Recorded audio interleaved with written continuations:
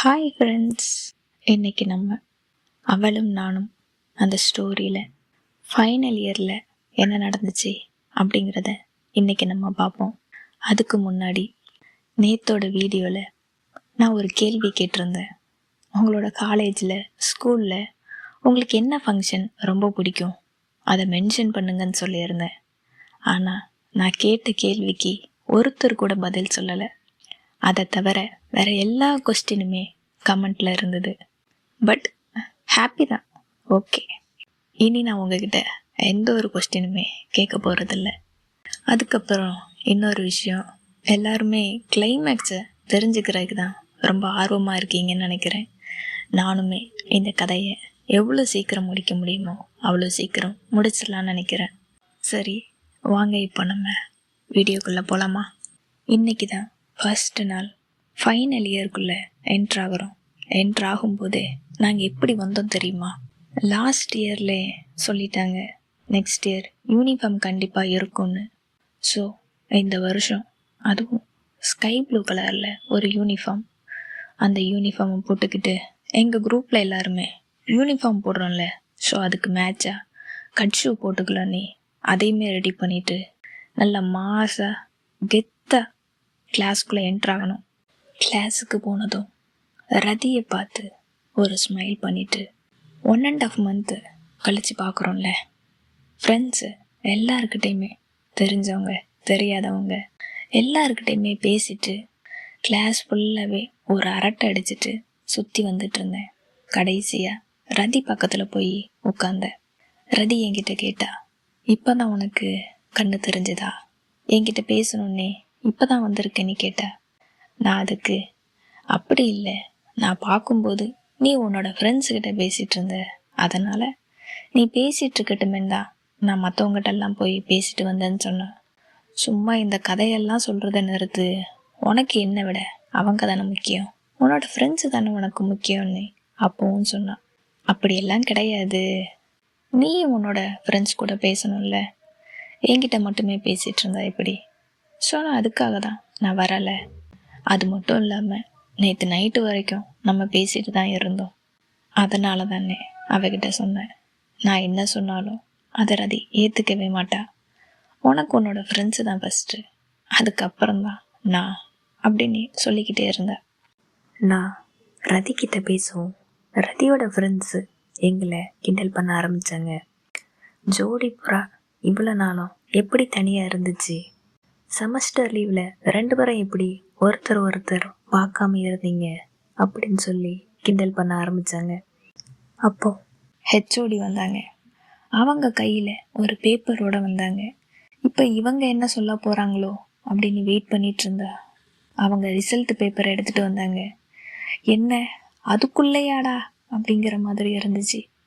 அப்போ அவங்க ரிசல்ட்டை அனௌன்ஸ் பண்ணிவிட்டு, யாரெல்லாம் அரியர் இருக்கீங்க அவங்களுக்கெல்லாம் இனி ஈவினிங் ஸ்டடி இருக்கும், எல்லாருமே கண்டிப்பாக அட்டன் பண்ணணும். இந்த ஸ்டடியை யார் காண்டாக்ட் பண்ண போகிறேன்னா இங்கே இருக்கிற லோக்கல் பசங்க தான். நான் சொல்கிற பேர் எல்லாருமே அவங்களுக்கு ஹெல்ப் பண்ணணும், கைட் பண்ணணும்னு சொன்னாங்க. அந்த லிஸ்ட்டில் என்னோட பேரையுமே சொன்னாங்க. போச்சுடா, சோலி முடிஞ்சு.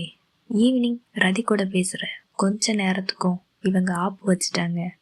அப்படி தான் எனக்கு அப்போ தோணுச்சு. அதுக்கப்புறம் அந்த மேடம் போன பிறகு நாங்கள் ஃப்ரெண்ட்ஸ் எல்லாம் பேசிகிட்டு இருந்தோம். என்னடா இது, ஸ்கூலை விட ரொம்ப மோசமாக நடத்துகிறாங்க, எப்படி சமாளிக்க போகிறோமோ தெரியலை, இதில் எப்படி இந்த வருஷத்தை ஓட்ட போகிறோமோ தெரியல, நினச்சாலே அவ்வளோ கடுப்பாக இருக்குன்னு சொல்லி எங்கள் குரூப் கிட்ட பேசிகிட்டு இருந்தோம். ஈவினிங் டைம் ஆனதும் நானும் ரதியும் பேசிகிட்டு இருந்தோம். அவன் என்கிட்ட கேட்டா, இனி நம்ம ஈவினிங் டைமும் பேச முடியாதா? இனி நம்ம 2 பேரும் பேசுகிறதுக்கு வாய்ப்பே கிடைக்காதா அப்படின்னு கேட்டா. அப்போது நான் ரதிக்கிட்ட, நீ பேசாமல் அரியர் வச்சுருந்துக்கலாம்ல, உனக்கு ஹெல்ப் பண்ணுற மாதிரி நானும் அப்படியே உங்கூட பேசிகிட்டு இருந்திருப்பேன், ஜாலியாக இருந்திருக்கோம்.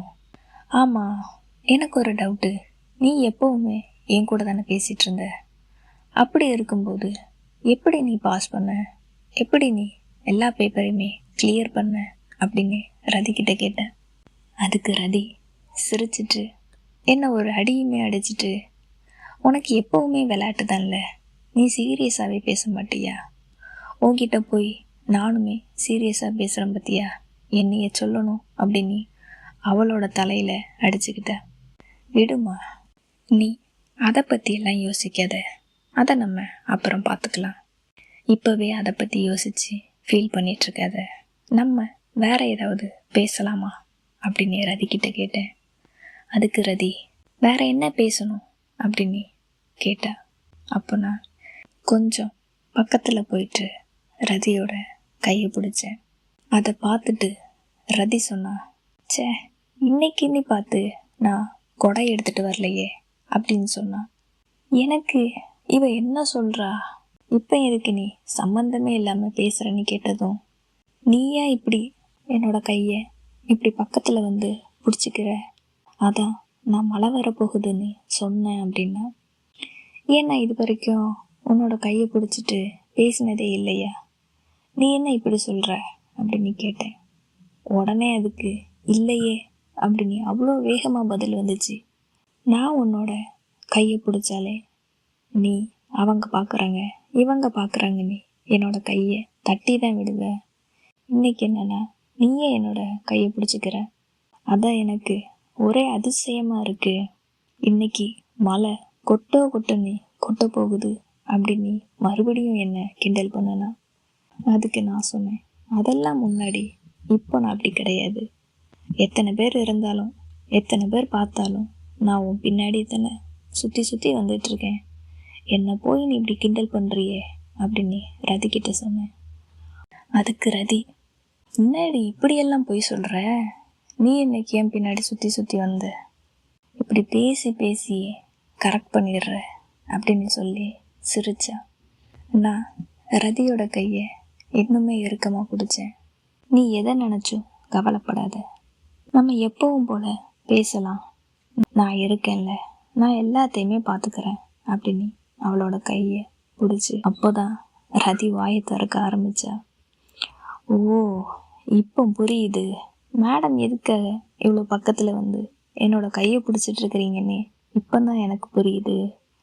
அதானே, காரணம் இல்லாமல் மேடம் எதையுமே பண்ண மாட்டீங்களே, இது எனக்கு தோணாமல் போயிருச்சுன்னு.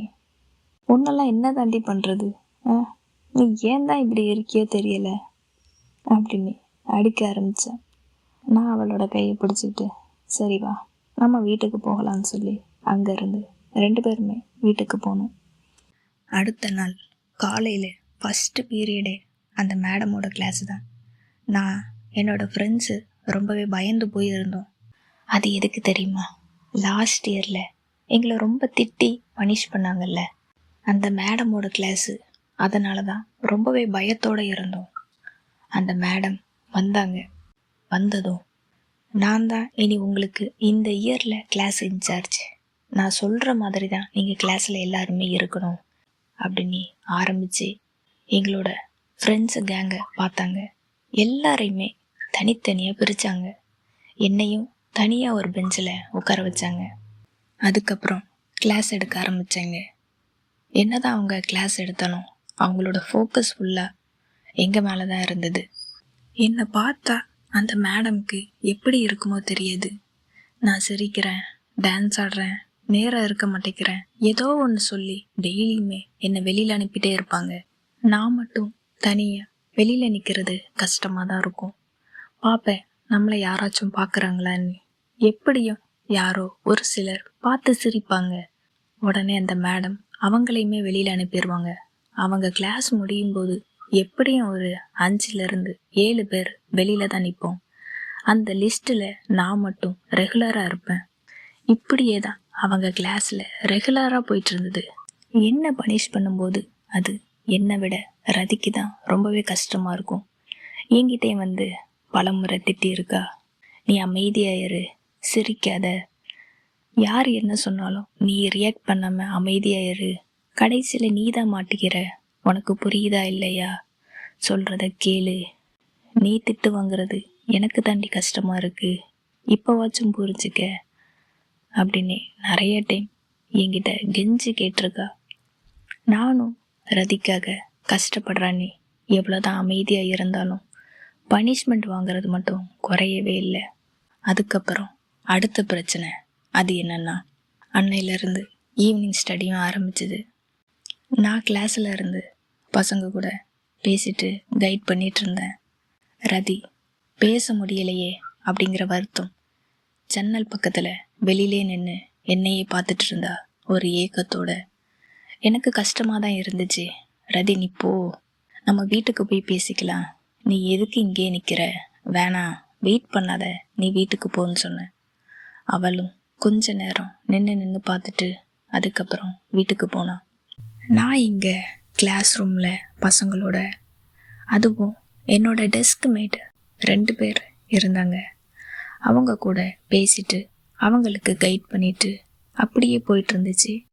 ரதி கூட பேசுகிற டைம் குறைஞ்சதும் அவளுக்கு ரொம்பவே பொசசிவ் அதிகமாச்சு. இவங்க மட்டும் எப்போவுமே ஜெஸி கூட இருக்காங்க, ஏன் நம்மளால் முடியலை அப்படின்னு அவளுக்குள்ள ஒரு கோபம் அதிகமாயிட்டே இருந்துச்சு. என் கூட வந்து சண்டையும் போட்டா. நான் சொன்னேன் ரதிக்கிட்ட, அவங்க என் பக்கத்தில் இருக்காங்க, என்னோட டெஸ்க் மேட்டு, ஸ்டடி டைமும் என் கூட தான் இருக்காங்க. அப்படி இருக்கும்போது நான் எப்படி பேசாமல் இருக்க முடியும்? நீ புரிஞ்சுக்க அப்படின்னு ரதிக்கிட்ட நான் எவ்வளோ சொன்னேன். ஆனாலும் ரதி அதை கேட்கவே இல்லை. அன்னைக்கு மதியம் நான் கொஞ்சமும் எதிர்பார்க்கல ரதி இந்த மாதிரி பண்ணுவான்னு.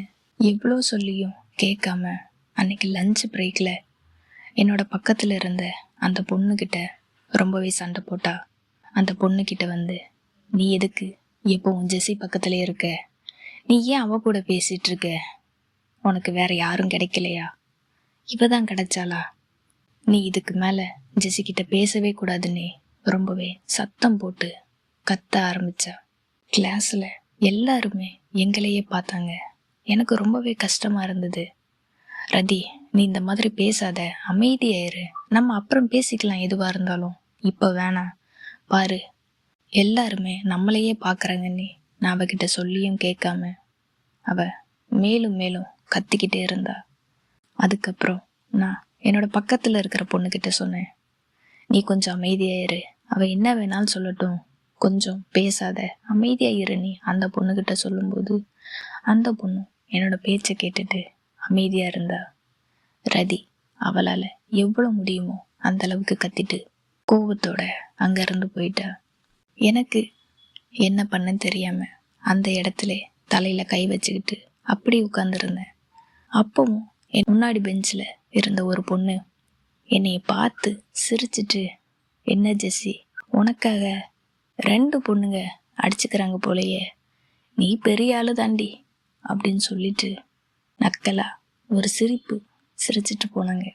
எனக்கு அதை கேட்டு சிரிக்கிறதா கோவப்படுறதா என்னன்னே தெரியாம நான் அங்கேயே இருந்தேன்.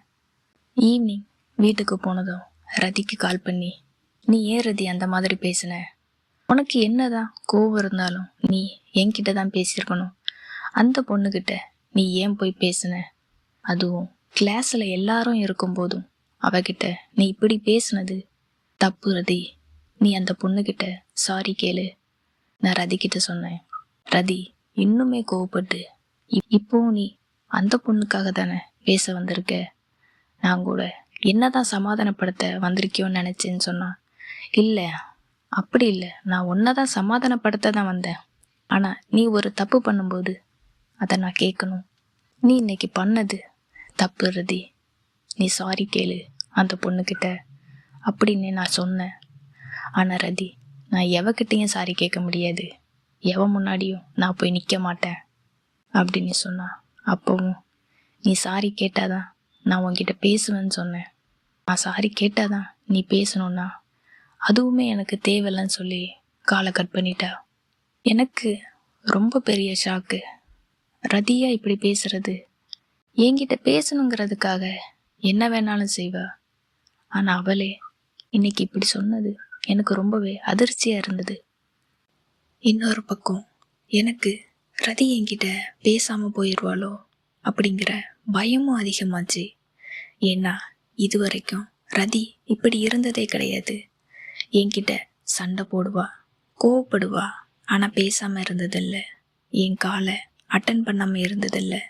நான் மறுபடியும் திரும்பி திரும்பி ரதிக்கு கால் பண்ணிகிட்டே இருந்தேன். ஆனால் அவள் என்னோட காலை அட்டன் பண்ணவே இல்லை. எனக்கு இன்னுமே பயம் அதிகமாயிட்டே இருந்துச்சு. எங்கே என் ரதி என் கூட பேசாமல் போயிடுவாளோ, நாங்கள் 2 பேரும் பிரிய போகிறோமோ அப்படிங்கிற அளவுக்கு நான் யோசிக்க ஆரம்பித்தேன்.